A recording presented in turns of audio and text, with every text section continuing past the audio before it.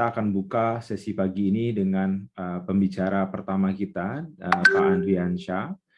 Beliau adalah Kepala Biro Pemerintahan Pemprov DKI Jakarta yang akan bicara soal gagasan kolaborasi visioning ya, tugas Pamong dalam mengimplementasikan kolaborasi menuju Global City. Kebetulan juga saya banyak kerja bareng sama Pak Andri ini di RU khususan ya, Pak Andri. Jadi ini kayaknya Pak Andri akan juga eksplor soal gagasan atau Jakarta ke depan itu seperti apa.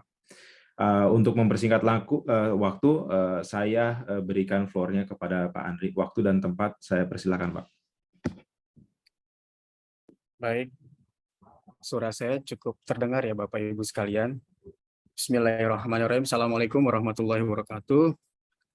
Selamat pagi dan salam sejahtera. Seizin Bapak Asisten Pemerintahan dan terima kasih Pak Fajrul yang sudah memperkenalkan diri. Betul, memang selama kurang lebih hampir beberapa periode terakhir kita bersinergi dengan, saya manggilnya Kang Fajrul biasanya. Jadi Kang Faz berkolaborasi, bersinergi untuk barangkali menyusun dan menyempurnakan terkait dengan dokumen naskah akademis dan menyempurnakan terkait dengan penyempurnaan rancangan undang-undang keuangan Jakarta. Mudah-mudahan berjalan lancar. Dan hari ini pun jam 10, seizin Pak Asisten Pemerintahan, kami juga mohon arahan ada undangan juga jam 10 di DPD untuk terkait dengan pembahasan dampak IKN. Selamat bergabung juga Bapak Ibu sekalian, para peserta, para panelis, dan Bapak Ibu sekalian, para narasumber. Izin kami dari Biro Pemerintahan dalam waktu beberapa menit ke depan akan menyampaikan terkait dengan gagasan atau visioning navigasi terkait dengan peran dan tugas Pamong di dalam mengimplementasikan kolaborasi tentunya menuju sebuah kota Jakarta yang global. Mungkin dalam praktek-praktek keseharian saya yakin dan percaya teman-teman Pamong, camat dan lurah implementasinya sudah banyak berkolaborasi. Tentunya harapannya ke depan adalah konteks framing maupun gagasan serta narasi dan idenya juga justru harus selaras dari atas dengan ke bawah, tentunya juga senada dengan kondisi di lapangan yang ada dengan seluruh pentahelik yang ada di lapangan, dari mulai teman-teman komunitas, kemudian media, teman-teman bisnis aspek, kemudian teman-teman akademisi dan lain sebagainya. Harapannya adalah visinya juga selaras antara visi kepala daerah, visi perangkat daerah, kemudian visi daripada seluruh yang kita ajak kolaborasi, sehingga ketika kita akan mengimplementasikan kolaborasi semuanya dalam konteks tones yang sama. Baik, ini adalah saya coba angkat sebuah tema terkait dengan mengajak visi ke depan. Next, izin next. Ini outline yang akan saya sampaikan dari mulai dasar hukum, kemudian kedudukan dan peran daripada aparat kewilayahan Pamong dalam mendukung kinerja pembangunan, kemudian hasil-hasil pembangunan di tahun 2017 dan 2022. Tentunya nanti harapannya adalah apa yang sudah kita capai selama beberapa tahun terakhir ini bawah kepemimpinan Bapak Anies Rashid Baswedan bisa tidak hanya tahu, tetapi juga sebagai bahan evaluasi bersama ke depan harus pembangunan apa saja yang barangkali bisa kita kolaborasikan dan kerjasamakan dengan seluruh komunitas maupun stakeholder yang ada di wilayah dan di lapangan. Kemudian juga berikutnya terkait dengan kinerja penyelenggaraan pemerintahan daerah, kemudian isu-isu yang barangkali strategis selama beberapa tahun ke depan yang tentunya juga sangat penting diketahui oleh teman-teman di lapangan, sehingga ketika kita akan melakukan proses peminatan program, peminatan visi dan misi kepada seluruh stakeholder, harapannya adalah isunya membahas dan menyelesaikan sebuah persoalan yang sama sehingga bisa menjadi tuntas. Kemudian target dan tujuan sasaran pembangunan selama beberapa tahun ke depan, kemudian alternatif maupun skema-skema pembiayaan termasuk alternatif financing yang barangkali selama ini sudah inisiatif maupun sudah dilakukan oleh Pemprov DKI Jakarta, termasuk skema pembiayaan kolaborasi, kemudian tentunya praktek maupun implementasi Jakarta sebagai sebuah kolaborasi seperti apa. Dan terakhir kesimpulan. Next. Ini beberapa regulasi dari mulai Perda RPJMD, Undang-Undang 23 tentang pemerintahan daerah, PP 28 tentang kerjasama, Permendagri tentang kerjasama, kemudian Permendagri nomor 22. Lanjut saja, saya rasa. Terus, ini yang cukup penting, saya rasa kenapa slide ini menjadi sebuah sesuatu yang barangkali harus kita uh, pahami benar. Artinya kalau kita bicara kinerja pembangunan, tentunya harapannya adalah semua hierarki artinya satu garis dari mulai atas sampai dengan bawah. Artinya Pak Gubernur, kepala daerah tentunya mempunyai visi, misi, sasaran, tujuan, program, dan kegiatan yang semuanya terangkum ke dalam sebuah dokumen yang namanya dokumen rencana pembangunan. Baik itu dokumen rencana pembangunan yang sifatnya 5 tahun, kemudian maupun dokumen rencana pembangunan yang sifatnya tahunan. Dan tentunya seluruh visi misi tadi harus selaras dan senada dengan apa yang menjadi dokumen perencanaannya perangkat daerah, yaitu dalam hal ini adalah wali kota dan bupati tentunya mempunyai rencana strategis selama 5 tahun ke depan, dan tentunya tahunannya adalah yang namanya renja, kemudian berisi program dan kegiatan, dan tentunya camat dan lurah merupakan bagian daripada perangkat daerah wali kota juga harus ikut dan selaras dan senada dengan apa yang menjadi visi misi kepala daerah, kemudian visi misi perangkat daerah, sehingga harapannya adalah apa yang menjadi goals tujuan akhirnya adalah kesejahteraan masyarakat bisa tercapai. Nah, menjadi penting bahwasanya keberhasilan Pak Gubernur kepala daerah juga tentunya sangat ditopang dan ditunjang oleh keberhasilan daripada kinerja perangkat daerah. Seluruh perangkat daerah sesuai dengan urusannya masing-masing termasuk fungsi urusan kewilayahan. Dalam ini adalah wali kota dan bupati, camat dan lurah. Sehingga menjadi penting ketika seluruh artinya dari mulai di level provinsi, level kota kabupaten, kecamatan, kelurahan, dan semua jajaran harus mendukung apa yang menjadi visinya kepala daerah. Saya coba masuk ke slide yang petak bahwasanya memang secara atributif dan saya nggak sebutkan semua terkait dengan fungsi dan tugas teman-teman kecamatan dan kelurahan. Saya coba ambil dari Undang-Undang 23 bahwasanya secara umum bahwasanya teman-teman aparat kewilayahan mempunyai beberapa fungsi utama yaitu Korbinwas mengkoordinasikan pembinaan dan pengawasan terkait dengan penyelenggaraan kegiatan pemerintahan kecamatan maupun kelurahan, kemudian tentunya melakukan kegiatan pemberdayaan masyarakat, kemudian pelayanan masyarakat termasuk pemeliharaan terantibum, dan yang terakhir adalah proses pemeliharaan sarana prasarana pelayanan umum. Dan ujungnya adalah semua yang dilaksanakan oleh teman aparat kewilayahan ujungnya adalah dalam rangka kesejahteraan masyarakat. Apapun ceritanya, kewenangan diminta, kemudian spesial otorisasi kita diminta gitu kan, baik oleh pemerintah daerah maupun oleh teman-teman perangkat daerah, ujungnya adalah dalam rangka bagaimana welfare publik gitu ya. Ujungnya adalah bagaimana masyarakat lebih sejahtera. Next slide. Nah, ini beberapa hasil pembangunan yang di tahun 2017-2022 sudah kita capai. Nah, tentunya dengan semangat kolaborasi, yaitu bagaimana masyarakat secara bersama-sama sebagai co-kreator di dalam melanjutkan semangat sebuah kolaborasi membangun kota Jakarta, termasuk membangun wilayah-wilayah di tingkat kota, kecamatan, dan kelurahan tentunya dengan berbagai prinsip, yaitu prinsip partisipatif, kemudian kerjasama dalam setiap proses pembangunan, kemudian berikutnya adalah equal opportunity, yaitu mempunyai kesempatan yang sama, jadi memberikan kesempatan yang sama bagi seluruh masyarakat untuk mengakses kepada semua layanan, baik itu yang sifatnya dasar maupun wajib, termasuk kesempatan-kesempatan untuk barangkali beraktivitas, sehingga harapannya adalah bisa mengangkat derajat kehidupan masyarakat secara keseluruhan. Kemudian berikutnya adalah integrasi antar moda. Mungkin bisa dilihat dari mulai titik-titik di lokasi sentris Jakarta, dari mulai Sudirman Tamrin sampai menyebar ke beberapa wilayah kota, kabupaten maupun kecamatan, hampir keseluruhan tingkat jangkauan integrasi antar moda itu sudah tercapai. Harapannya adalah untuk mempermudah akses, untuk mempermudah mobilitas.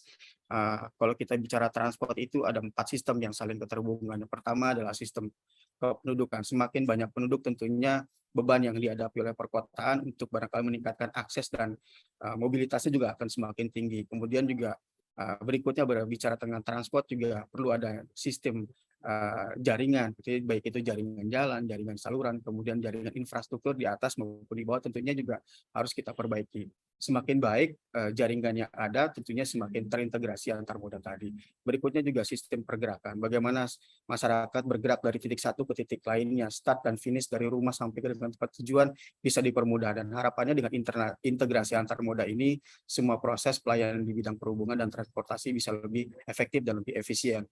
Dan Berikutnya tentunya ada sistem kegiatan. Tentunya pada saat mengintegrasi antar moda, sistem kegiatan artinya dari mulai kegiatan pemerintahan, kegiatan ekonomi, kegiatan pendidikan, kesehatan juga akan berpengaruh.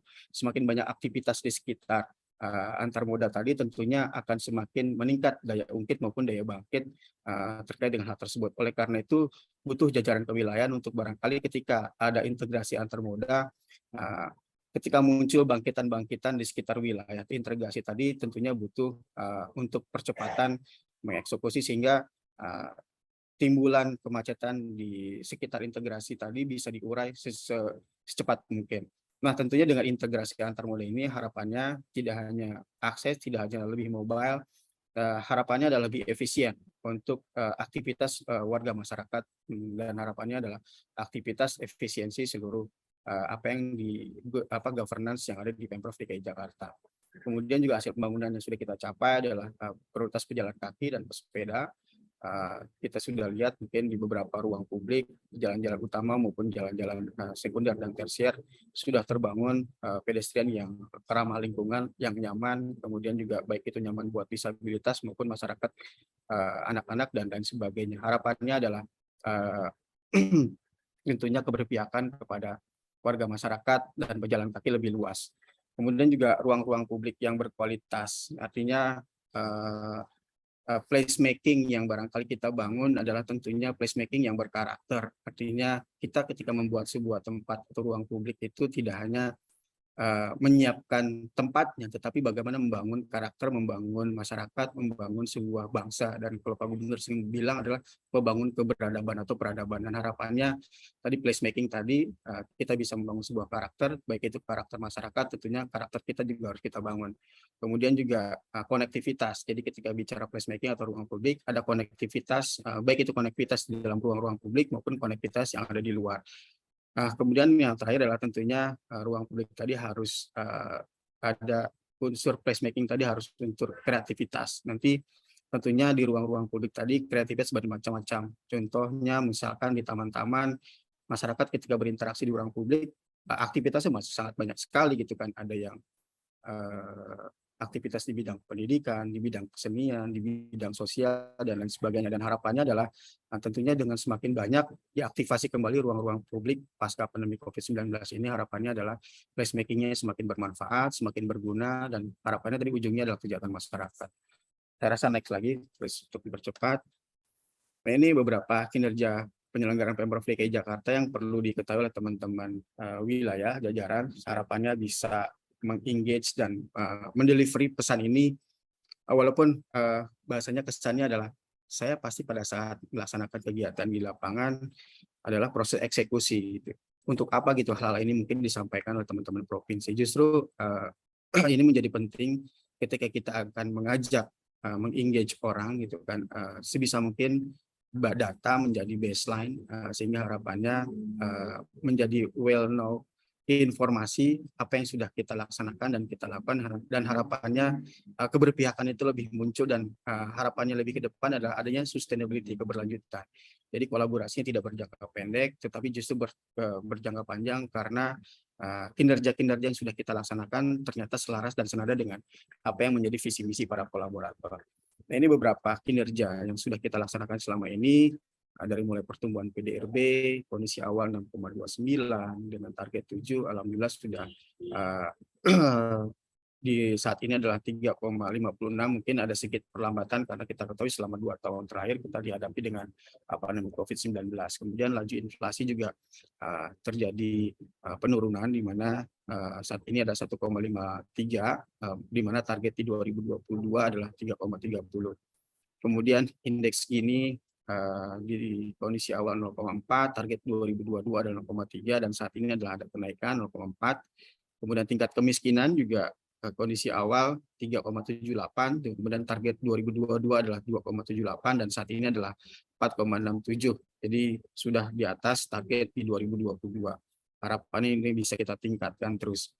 Kemudian indeks pembangunan manusia IPM, kondisi awalnya adalah 79,6, target 2022 81,6, kemudian kondisi realisasi saat ini adalah 81,11. Kemudian indeks pembangunan gender, kondisi awal 95,18, target 2022 96,2, realisasi saat ini 94,63. Kemudian alhamdulillah berkat dukungan dan seluruh kerjasama kita secara berturut-turut mendapatkan penilaian opini BPK atas laporan keuangan WTP selama 5 kali berturut-turut.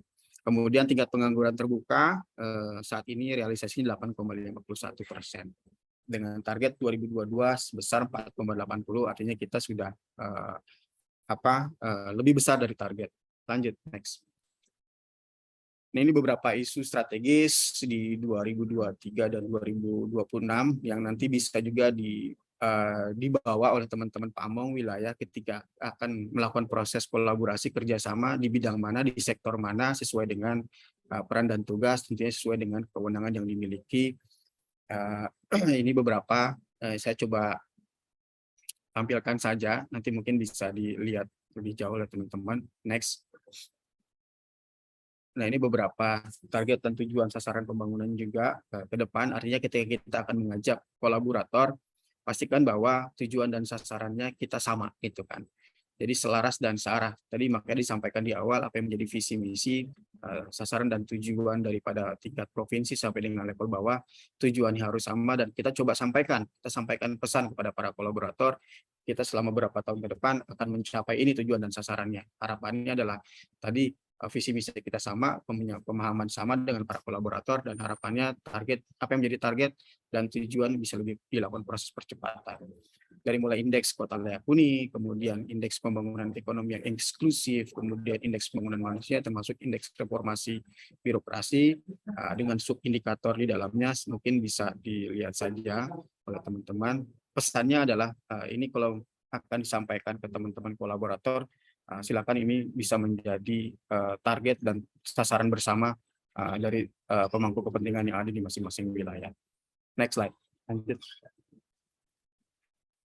Nah, ini beberapa skema pembiayaan pembangunan daerah yang barangkali selama ini juga sudah kita laksanakan, yaitu sumber pembiayaannya ada dua, baik itu yang bersumber dari pemerintah. Pemerintah itu ada dua, pemerintah pusat dan pemerintah daerah. Kemudian juga ada pembiayaan non pemerintah. Untuk APBD sendiri dari mulai kegiatan-kegiatan bisa dilihat yaitu pengadaan lahan, belanja subsidi, kemudian penyediaan RTH, kemudian peningkatan dan belanja infrastruktur baik itu pendidikan dan kesehatan, kemudian juga beberapa kegiatan juga terkait dengan insentif pemanfaatan ruang, pembangunan rusun, pedestrian dan lain sebagainya. Kemudian juga mulai kegiatan CSR. Ini saya rasa di teman-teman kewilayahan juga sudah banyak dilakukan, baik itu di tingkat kelurahan, kecamatan, maupun tingkat kota. Ini beberapa contoh saja. Kemudian juga beberapa kegiatan kolaborasi, baik itu dalam rangka penanggulangan COVID, kemudian pembiayaan dalam melibatkan stakeholder untuk startup terbaru. Nah, ini beberapa contoh skema pembiayaan. Mungkin saya masuk langsung ke next slide. Nah, ini implementasi Jakarta sebagai kota kolaborasi. Lanjut. Collaboration Management Based on Mutual Gain Approaches. Ini izin Kang Fajrul, ini oleh magang saya di Rotterdam City nih. Jadi mudah-mudahan bisa bermanfaat juga buat teman-teman, namun secara praktek saya rasa juga bisa dipraktekkan oleh teman-teman di lapangan, di mana kalau dilihat di slide ini artinya kita membagi 4 kuadran, yaitu kuadran pertama adalah kuadran persiapan, kemudian kuadran kedua adalah analisis, kemudian kuadran ketiga adalah implementasi, dan kuadran 4 adalah kuadran monitoring, di mana terbagi menjadi artinya kanan dan kiri persiapan dan implementasinya. Internal dan eksternal adalah bagaimana kita harus bisa memitigasi, menavigasikan mana-mana faktor-faktor yang pendukung dan menjadi challenging baik itu secara internal dan eksternal. Nah, di dalamnya itu ada yang berwarna biru dan berwarna hijau. Ini barangkali untuk memastikan bahwasanya ketika kita akan melakukan proses kolaborasi, kita bisa melakukan proses yang pertama adalah mengclarifying atau mengklasterkan beberapa pendekatan. Mungkin di setiap wilayah tentunya pendekatannya berbeda-beda karena potensi isu dan tokoh-tokoh yang menjadi tokoh kunci di lapangan juga sangat berbeda, sehingga perlu adanya pendekatan-pendekatan khusus dan sistemik maupun dan lain sebagainya disesuaikan dengan kondisi di wilayah dan di lapangan. Kemudian juga berikutnya adalah nomor 2 itu adalah tentunya harus mengumpulkan bukti-bukti. Tadi misalkan kita bicara visi misi, dokumen-dokumen perencanaan teman-teman camat, kemudian wilayah. Camat boleh membuat membuat program pembangunan arah kebijakan. Karena memang di dalam Perda nomor 11 tahun 2014 disebutkan bahwanya ketika kita melaksanakan kegiatan musrenbang, jadi yang dibahas tidak hanya Rebuk RW, tetapi arah kebijakan dan program prioritas Jamat dan Lurah juga harus disampaikan pada saat musrenbang. Sehingga, nah itu kesempatan untuk mengumpulkan bukti-bukti evidence, sehingga pada saat mengumpulkan program peminatan dengan teman-teman di lapangan, kolaborator bisa lebih mempermudah. Kemudian adalah knowledge transfer. Nah tentunya setiap proses-proses kegiatan aktivitas yang dilaksanakan oleh teman-teman di wilayah harus terbiasa untuk barangkali bisa di-sharing gitu kan. Semuanya harus di dalam kertas kerjakan, ditulis, sehingga apa-apa yang kita lakukan selama kita melakukan proses kolaborasi bisa lebih akuntabel, bisa lebih based on data. Dan kemudian berikutnya adalah mungkin lebih memudahkan untuk proses knowledge transfer kepada siapapun nanti yang akan barangkali kemarin sudah beberapa teman-teman di wilayah melaksanakan kegiatan mutasi, rotasi dan lain sebagainya, sehingga ketika ada proses perubahan resources di wilayah akan memudahkan proses knowledge transfer baik itu di internal organisasi maupun dengan pihak-pihak eksternal.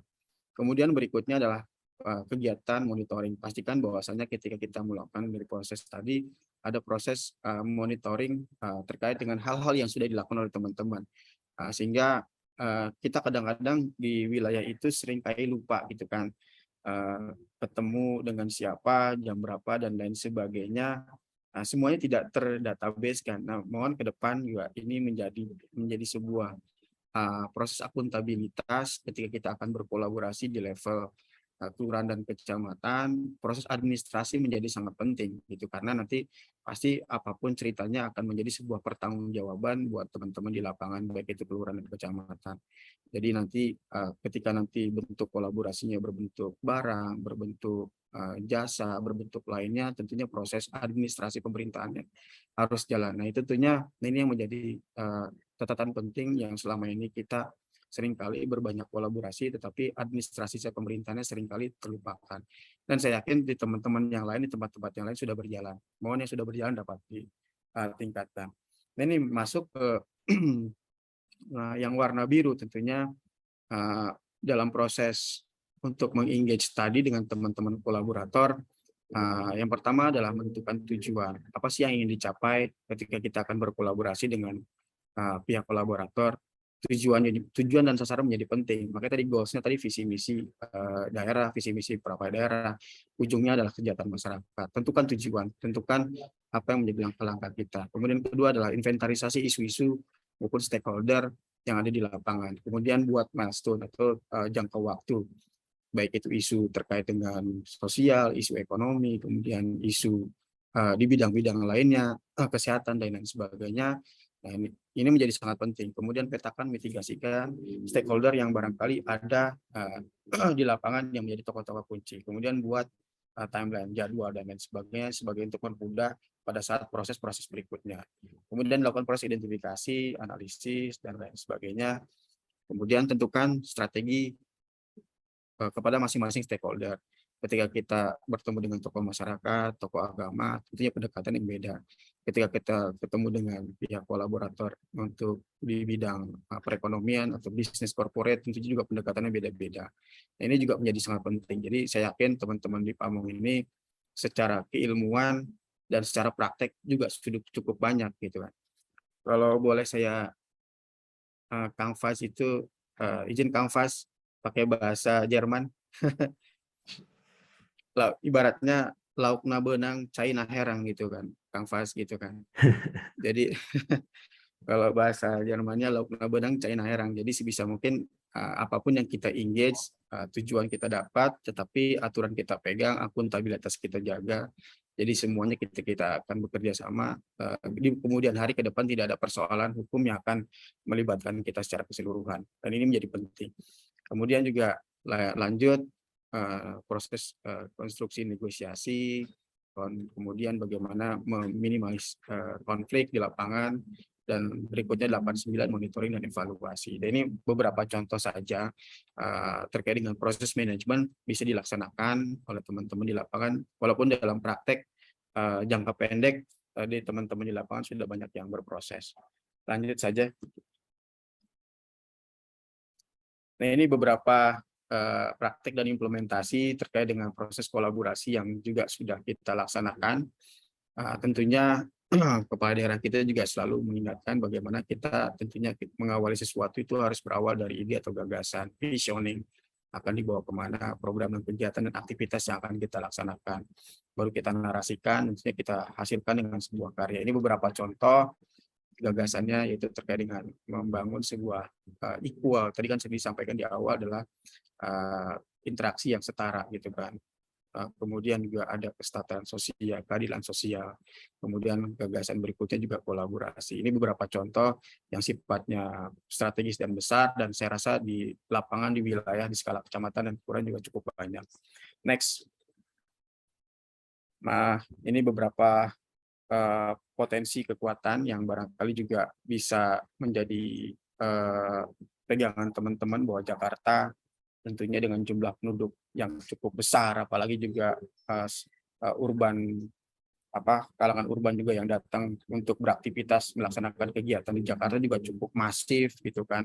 Kemudian banyak tempat-tempat pemerintahan yang bersifat internasional cukup banyak di Jakarta, baik itu kantor pemerintah pusat, kemudian kedutaan besar dan sebagainya.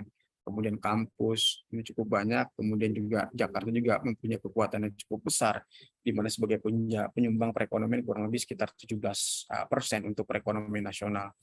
Ada 16.000 perusahaan kecil, kemudian ada 1.400 medium yang big size company juga banyak, ada pelabuhan, kemudian juga ada bandara. Tentunya ini merupakan potensi kekuatan Jakarta yang bisa kita engage. Saya rasa di wilayah juga cukup banyak, tentunya di masing-masing wilayah, kota, kabupaten, kecamatan, dan kelurahan, potensi dan kekuatannya juga ada. Nanti silakan teman-teman mitigasi, dan itu adalah merupakan kekuatan kita, potensi kita untuk barangkali mengengage, berkolaborasi dengan semua pihak. Next slide. Nah, ini walaupun kita mempunyai potensi, tentunya challenging atau tantangan yang kita hadapi juga cukup besar, cukup banyak. Krisis saat ini juga, walaupun kita saat ini dalam level PPKM level 1, tentunya kalau kita lihat dari dokumen rencana penanggulangan bencana daerah atau dokumen rencana penanggulangan bencana daerah 2014-2019, saat ini juga sedang direvisi oleh teman-teman BPBD. Itu ada 8 potensi ancaman bencana yang dihadapi oleh Pemprov DKI Jakarta, dari mulai kebakaran, puting beliung, kemudian juga gempa bumi, kemudian juga kegagalan teknologi, kemudian juga ada penyakit menular. Artinya krisis ini sifatnya major. Tentunya walaupun kita mempunyai potensi, tantangan terkait dengan krisis, terkait dengan kebencanaan juga harus menjadi bahan perhatian kita semua, termasuk banjir yang dihadapi oleh kita. Nah, ini tentunya menghadapi krisis juga harus kita sikapi dengan sebuah framing yang sama. Ini adalah sebuah momentum untuk bagaimana kita melakukan proses perubahan. Pak Gubernur selalu bilang bahwa krisis ini harus dianggap sebagai momentum bagaimana kita berubah lebih cepat, bergerak lebih cepat. Nah, ini yang barangkali framingnya harus sama. Tentunya juga ke depan juga uncertainty atau ketidakpastian saat ini juga kita hadapi, walaupun Undang-Undang Nomor 3 2022 sudah ditetapkan. Saya dengan Mas Fa, dengan teman-teman, dengan arahan Pak Gubernur, Pak Wagub, Pak Sekda, dan Pak Asisten Pemerintahan, dan semua asisten, kita sedang menyiapkan dokumen-dokumen RUU Keuangan Jakarta. Tentunya harapannya walaupun secara administrasi pemerintahan pusat berpindah, namun secara penyelenggaraan otonomi daerah tetap berjalan. Namun potensi-potensi di sektor-sektor lainnya Jakarta kita harus yakini tidak akan mengalami perubahan yang secara signifikan. Kemudian beberapa faktor eksternal juga menjadi sebuah tantangan yang dihadapi. Tentunya adalah bagaimana menjaga sustainability atau keberlanjutan pembangunan kota antar pemerintah daerah yang satu dengan yang lain, kemudian keberlanjutan kepemimpinan pemerintahan daerah juga menjadi penting. Pergantian resources juga menjadi penting untuk memastikan bahwasanya apa yang menjadi potensi dan tantangan tadi bisa kita hadapi semaksimal mungkin. Sehingga harapannya adalah tadi ujungnya adalah goals-nya adalah kesejahteraan masyarakat. Next slide. Ini saya rasa sudah cukup sering disampaikan oleh beberapa narasumber bahwa ke depan inilah yang kita akan coba bangun. Ini adalah merupakan transisi pemerintahan dari mulai yang dulunya sifatnya administrator, kemudian service provider, kemudian adalah fasilitator, dan terakhir kita adalah kolaborator.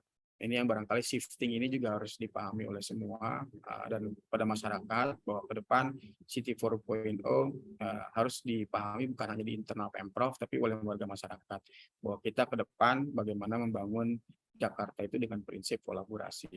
Next. Nah, ini berdaya tentunya juga bagaimana menjaga sebuah tata kelola pemerintahan yang baik juga harus didukung oleh semua pihak. Pastikan semua aktivitas kertas kerja kita didokumentasikan dengan baik, dokumentasikan dan jadikan sebagai sebuah sains dan pengalaman. Pimpinan daerah selalu menyampaikan, Pak Gubernur juga sering gitu kan, barusan juga Pak Asisten Pemerintahan dalam sambutannya menyampaikan, jadikan seluruh aktivitas kita menjadi ilmu dan knowledge dan bisa ditransferkan dan menjadikan sebuah pengalaman. Dan harapannya bisa menjadi peradaban buat ke depan. Nah, ini hal-hal seperti ini harus sudah mulai dibiasakan dan saya rasa beberapa teman-teman juga sudah mempraktekkan hal seperti ini dan tolong dipertahankan. Next slide.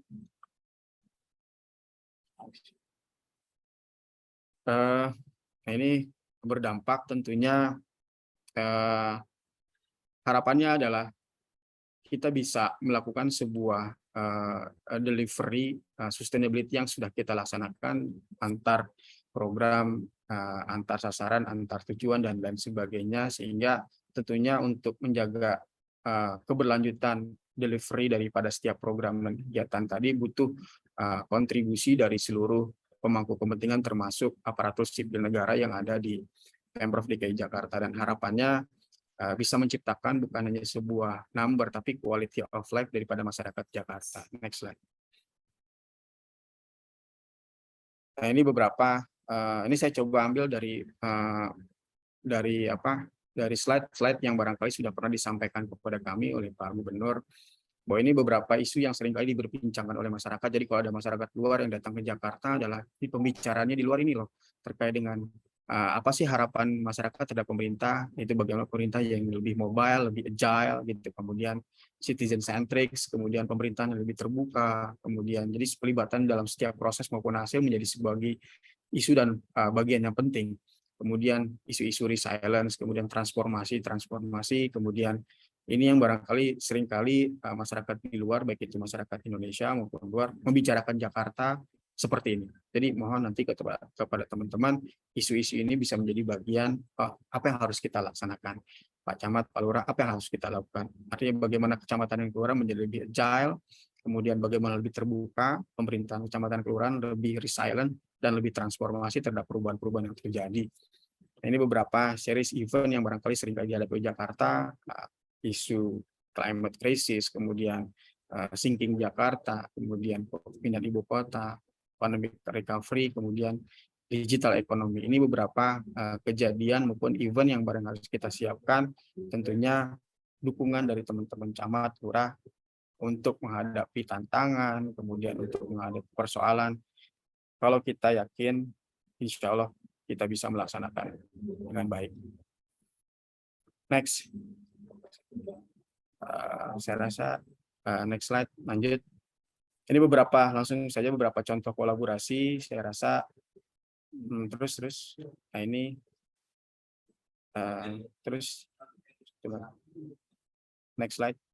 Nah, ini beberapa contoh kolaborasi. Saya rasa Nanti akan diperdalam juga oleh teman-teman dari Biro KSD, ada kolaborasi bidang pangan, UMKM, penataan permukiman, pendidikan, tenaga kerja, persampahan, dan di level tingkat kota, kecamatan, kelurahan pun saya yakin sama gitu kan. Namun yang beda adalah scalingnya gitu kan, atau ruang lingkupnya saja.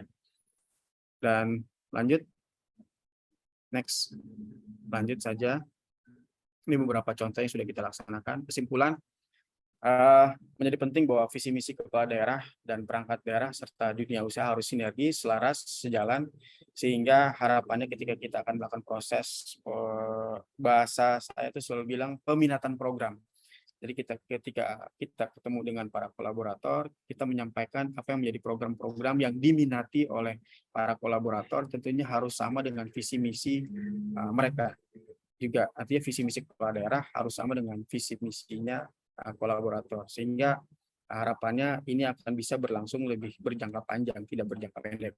Beda kalau misalkan kita akan mengajak orang berkolaborasi dengan pendekatan kekuasaan dalam berkolaborasi, pasti sifatnya hanya jangka pendek gitu kan. Oh, kalau sudah selesai sudah gitu kan. Tapi kalau kita selalu berorientasikan kepada apa yang menjadi tujuan, sasaran, kemudian ujung-ujungnya adalah kesejahteraan masyarakat, harapannya adalah kolaborasi tadi akan lebih berdampak jangka panjang. Kemudian tentunya dalam berkolaborasi, prinsip-prinsip penyelenggaraan pemerintahan yang baik, good governance harus dapat dilaksanakan, proses transparansi dari mulai awal kita melaksanakan proses peminatan, program, kemudian mengajak mereka sampai dengan terwujud kolaborasinya, sampai barang, bentuk, dan jasa kolaborasinya ada, pastikan semua dalam proses transparansi yang baik, akuntabel, dan dipertanggungjawabkan. Karena Rp1 pun akan diminta pertanggungjawabannya nanti oleh teman-teman aparat terkait. Nah ini harapannya adalah ke depan tentunya kolaborasi ini bisa menjadi sebuah semangat, harus kita tumbuhkan kepada seluruh jajaran di level kota, kecamatan, dan kelurahan, dan tentunya bisa menjadi sebuah nilai kepedulian, sebuah nilai tanggung jawab bersama-sama bahwasanya kolaborasi bukan milik Pemprov DKI Jakarta, tetapi milik warga Jakarta dan lingkungan di Jakarta secara keseluruhan. Itu saja yang dapat saya sampaikan, lebih dan kurangnya saya mohon maaf. Wabillahi taufik wa hidayah. Wassalamualaikum warahmatullahi wabarakatuh, dan semangat kolaborasi.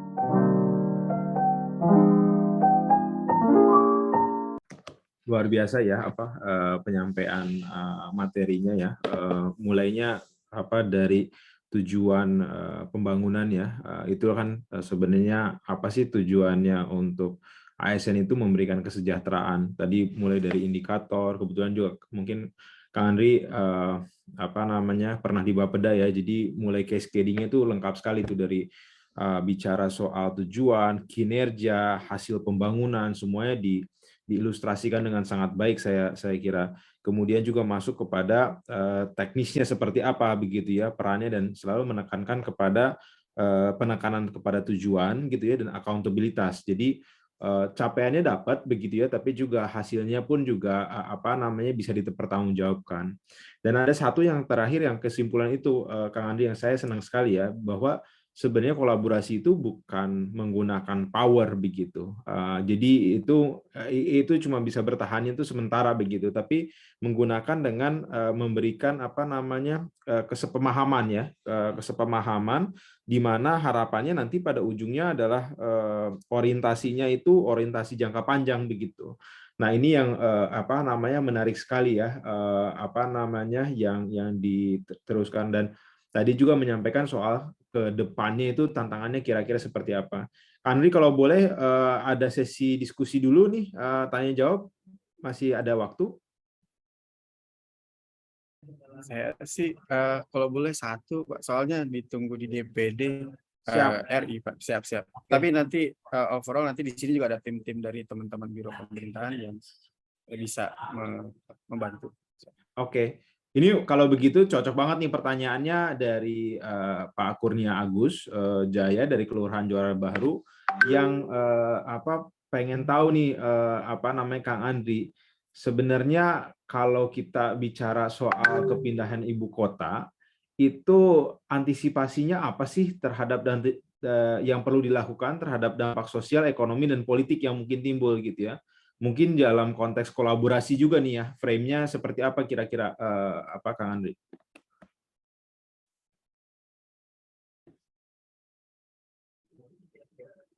Ya, saya coba masuk dari dalam konteks kolaborasi ya. Artinya walaupun saat ini proses perpindahan ibu kota juga terus sedang dilakukan proses pembahasan oleh teman-teman pemerintah pusat, dan kita juga selaku bagian daripada pemerintah, teman Pemprov DKI Jakarta yang dibantu oleh teman-teman dari tim GUP sesuai dengan arahan Pak Gubernur, Pak Wagub, Pak Sekda, dan Pak Asisten, termasuk Pak Aspem. Kita juga sudah menyiapkan dan merumuskan naskah akademis dan penyempurnaan RUU.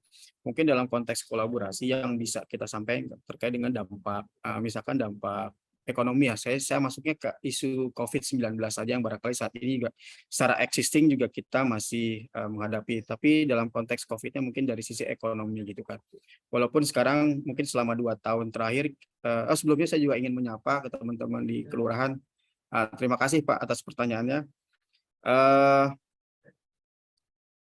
Terkait dengan isu bukan kesehatan, mungkin masuk kepada ekonominya. Karena mungkin selama 2 tahun terakhir ini mungkin kita juga paham dan tahu baik itu melalui media cetak maupun media elektronik, perlambatan perekonomian, pertumbuhan dan lain sebagainya juga bukan hanya dirasakan oleh Pemprov DKI Jakarta, Indonesia, bahkan isunya adalah global.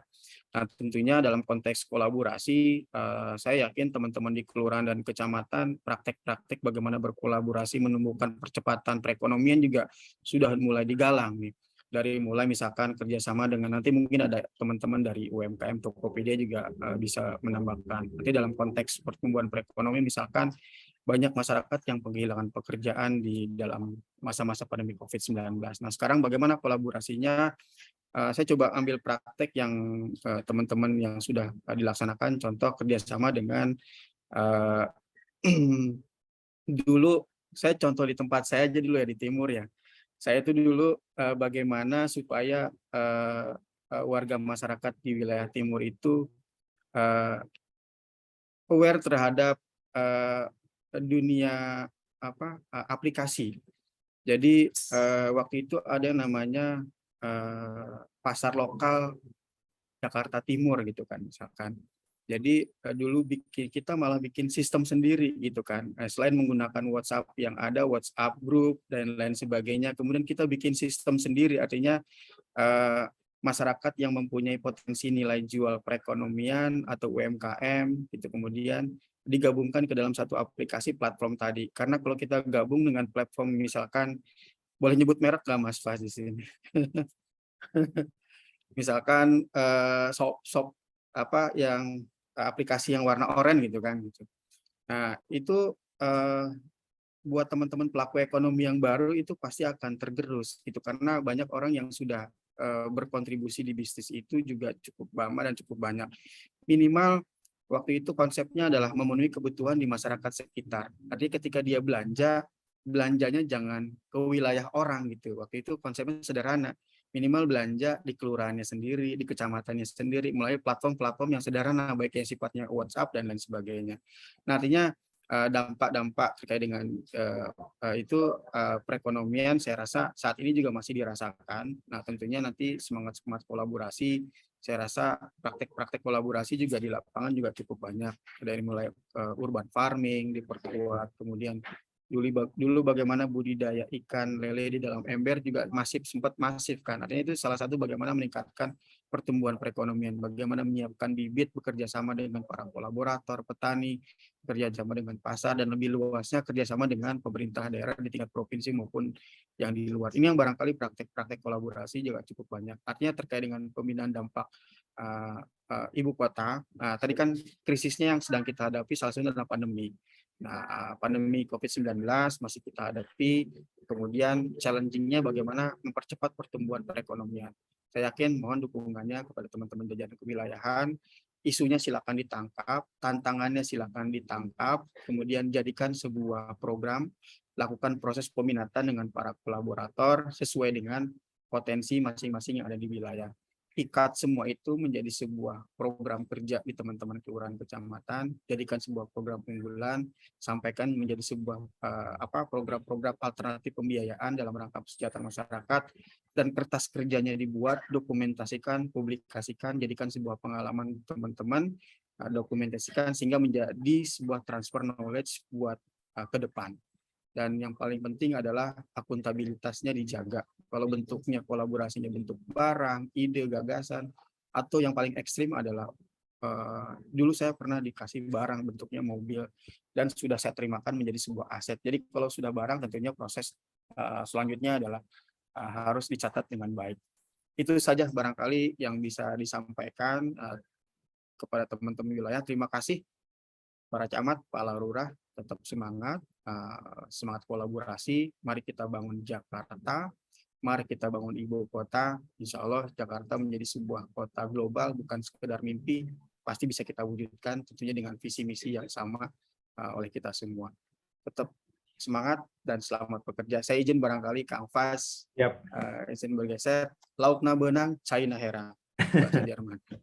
Terima kasih. Assalamualaikum warahmatullahi wabarakatuh. Assalamualaikum warahmatullahi wabarakatuh. Makasih banyak nih dari Kang Andri, Kepala Biro Pemerintahan, luar biasa,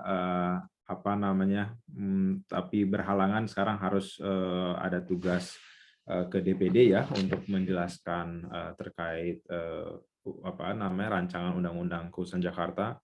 Mungkin saya pengen menanggapi sedikit dari yang tadi Pak Andri terakhir sampaikan bahwa sebenarnya urgensi yang beliau sampaikan adalah terkait peningkatan pertumbuhan perekonomian. Barangkali rekan-rekan juga bisa mengamati di berita bahwa kenaikan harga listrik, kemudian BBM juga saat ini terus disubsidi, tapi infonya akan ada penyesuaian kebijakan. Mungkin ada beberapa yang pada akhirnya harus beralih ke bensin yang lebih mahal begitu. Kemudian juga Pak Jokowi juga menyampaikan terhadap krisis pangan ya. Ada 20 negara yang mulai menghentikan ekspornya begitu ya, karena ada kebutuhan yang lebih urgent di dalam negeri. Oleh karenanya hal-hal yang seperti itu mungkin menjadi challenge yang tantangan yang ada di depan mata, bagaimana untuk nantinya bisa menggunakan cara-cara kreatif kolaborasi dalam mendukung peningkatan pertumbuhan perekonomian ataupun penanggulangan krisis-krisis yang barangkali akan dihadapi ke depan.